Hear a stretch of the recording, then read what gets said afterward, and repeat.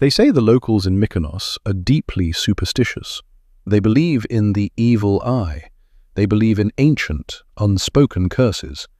And they believe that on certain dates, the veil between the world of the living and the dark waters of the dead is completely torn open. Today is Friday the 13th. The tourists treat it like a joke. They drink, they party on the beaches, they laugh it off under the bright sun. But the old fishermen down by the old port, they refuse to take their boats out to sea today.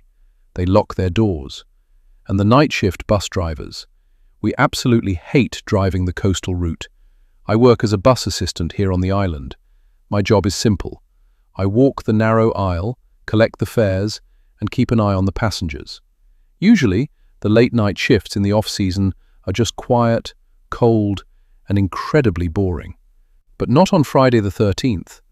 Not when the island is completely empty and the ocean decides to wake up. Tonight, a brutal storm was rolling in. The wind was howling off the Aegean Sea, hitting the metal sides of the bus like a hammer.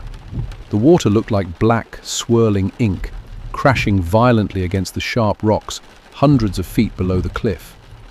I was sitting at the very front of the empty bus, watching the dark, twisting road ahead through the rain-battered windshield. The digital clock on the dashboard glowed in the darkness. It read exactly 3 a.m. The bus was completely silent, except for the heavy hum of the engine and the rhythmic squeak of the windshield wipers. Suddenly, a sound cut through the noise of the storm. The stop bell echoed through the empty bus.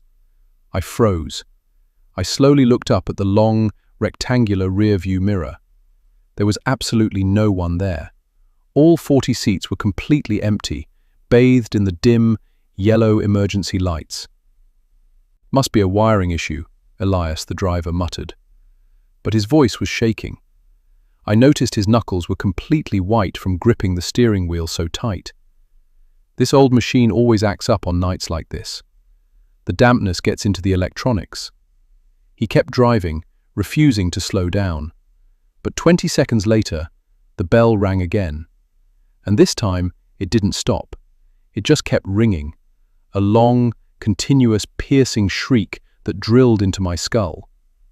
Elias panicked. He slammed on the brakes. The heavy tires skidded violently on the wet asphalt. The bus swerved, nearly losing control, before coming to a dead, shuddering stop right on the very edge of the coastal cliff. Before either of us could press a button, the hydraulic doors hissed open automatically. Outside, there was nothing but the freezing wind, the pouring rain, and the deafening roar of the black ocean below. We sat there in absolute silence, staring into the dark storm. We waited. 10 seconds. 30 seconds. A full minute passed. Nobody boarded. "Close the doors, Elias," I whispered. My breath was suddenly freezing in the air. The temperature inside the bus had dropped 20 degrees in a matter of seconds. I could see my own breath turning into thick white fog. Elias pushed the button on the dashboard. He pushed it twice, 3 times. But the doors wouldn't close. The mechanism was completely dead. That's when we heard it. The unmistakable sound of slow, dragging footsteps coming up the metal stairs. But there was no one there. I was leaning out of my seat looking right at the entrance. The streetlights outside illuminated the steps perfectly. I couldn't see a body. I couldn't see a face. I only heard the heavy, wet sound of bare feet stepping onto the rubber floor of the bus. Drip, drip, drip. A puddle of dark, salty water began to form on the floor, right next to where I was sitting. And then, the invisible footsteps began to walk down the aisle.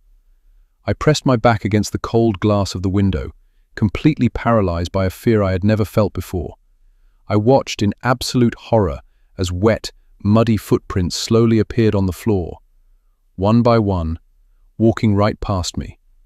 The invisible weight pressed down on the floorboards, heading toward the very back of the bus. The air instantly smelled like rotting seaweed, dead fish, and old rusted copper. It was suffocating. Finally, the footsteps stopped at the very last row. The leather seat cushions slowly pressed down, creaking loudly, as if someone incredibly heavy had just taken a seat in the darkest corner. Instantly, the doors violently slammed shut on their own. The engine roared back to life, louder than before. "Don't look back," Elias whispered to me. He wasn't looking at me. His eyes were fixed straight ahead on the dark road. His voice was trembling with pure, unadulterated terror. "Whatever you do, do not look at the back seat."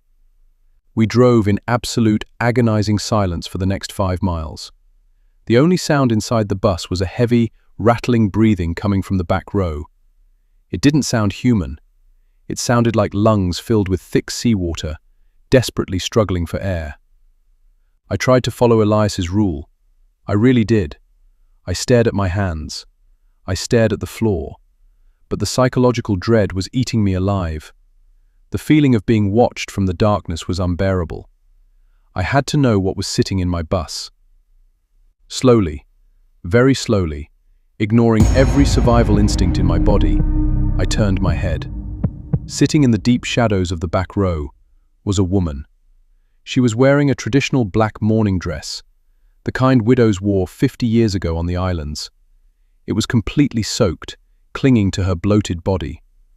Her pale skin was peeling off her bones, covered in dark ocean sand. But the most terrifying part was her face. She didn't have eyes.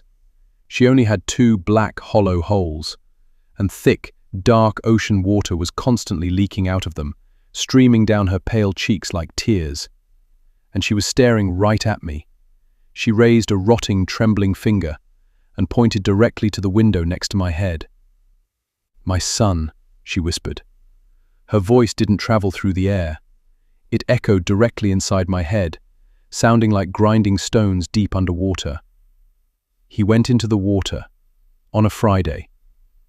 Before I could even open my mouth to scream, the bus hit a violent bump. The overhead lights flickered frantically and died. We were plunged into total, suffocating darkness. For 30 agonizing seconds, I couldn't see anything. I was trapped in a black box on a cliffside. I could only hear the deafening sound of the storm outside, and her wet, heavy breathing moving closer.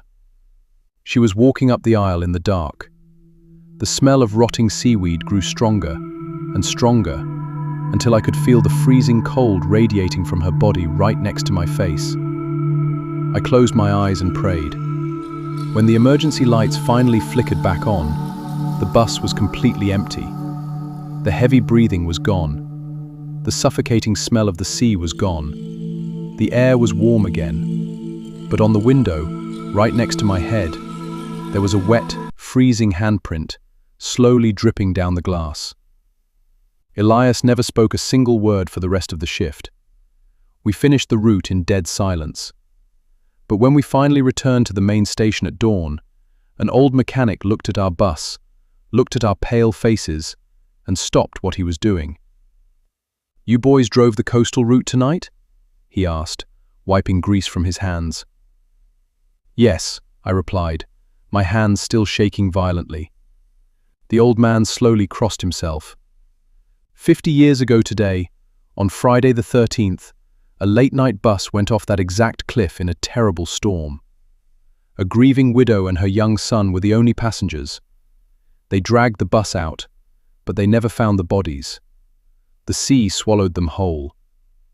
If you are ever visiting Mykonos, and you find yourself on a night bus, driving along the dark ocean cliffs, keep your eyes on the road.